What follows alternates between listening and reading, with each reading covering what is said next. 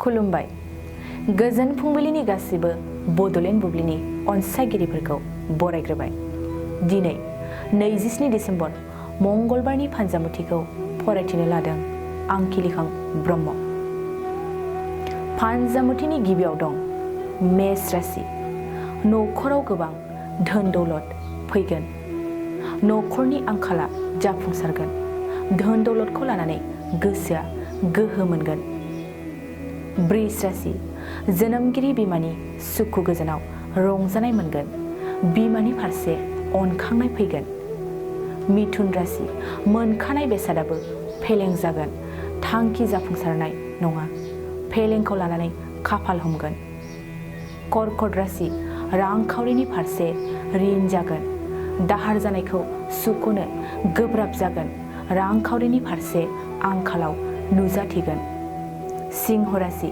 मोजां खामानि मावगोन। समाजाव मान सन्मान बांसिनगोन। मोजां गोसोजों थांखि लानाया जाफुंसारगोन। कन्या राशि। मोजां सान। रंजानाय समजों रंजाफागोन। गोसोनि खुसिजों रंजानाया नोंनि देहाखौ साबसिन खालामगोन। तुला राशि। बिसि फिसाखौ लानानै जिंगासिनाय फैगोन। दुखुआ साग्लोबगोन। जेरावबो गोजोन मोननाय नङा। वृश्चिक राशि। समाजाव बिबान मोनगोन। मोजां बिबाना नोंथांखौ थुलुंगाखांहोगोन। गोसोआव हाजासे रंजानाय लागोन। धनु राशि। दिनै नोंथांनि न'खराव गोथार सान। साननाय हनाया साबसिन। जेखि खामानि मावा जाफुंसारगोन। मकर राशि। सांग्रां जा। रां रुफा गोमानो हागौ। दिनैनि साना नोंथाङा जेखि खामानि मावा खहा जागोन। कुम्भ राशि। देहाखौ जोथोन लाखिगोन। गोब्राब खामानि मावनायनिफ्राय आराम लागोन। देहाखौ धोन सानगोन। मीन राशि।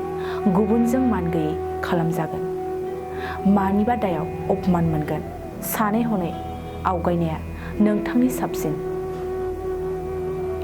दिनै सानसेनि राशि फरायथिनायाबो एसेनोसै। आसा खालामो गासैनिबो जिउआव दिनैनि साना मोजाङै मोजां थांगोन। बेखौ बड'लेण्ड बुब्लि न'खरनिफ्राय मिजिंथिबाय।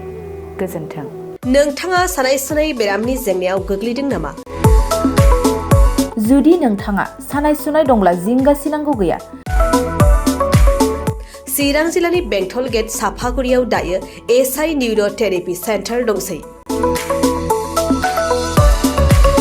बे थेरापि सेन्टाराव नोंथाङा गोरलैयैनो देहानि सानाय सुनायखौ फाहामथाय लानो हागोन।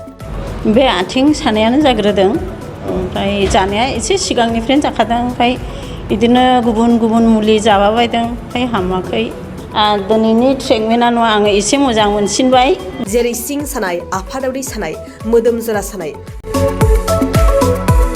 आइजोफोरनि जेंना, खर' सानाय बायदि बेरामखौ फाहामनाय जायो।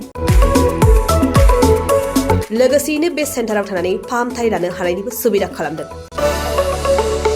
नोंथांमोनहा एसआइ निउर' थेरापि सेन्टाराव फाहामथाय लानो गोसो दंब्ला नैबे मबाइल नम्बर 7620160459 नङाब्ला 9476977956 आव थोंजों सुलाद लानो हागोन।